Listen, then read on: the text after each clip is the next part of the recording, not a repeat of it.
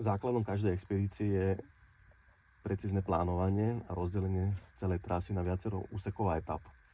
Organizátori pre tento účel pripravili krásny roadbook, kde sú detálne popísané jednotlivé cesty, úseky spolu s GPS súradnicami.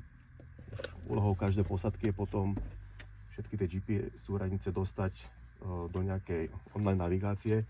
My sme si zvolili Google mapy, v rámci ktorých potom vieme veľmi pekne alternovať a jednotlivé body spájať a nechať sa navigovať. Treba myslieť aj na to, že častokrát jazdíme, máme síce mobilný signál, mobilné dáta, ale tie sa môžu stratiť, čo sa veľmi často aj stáva.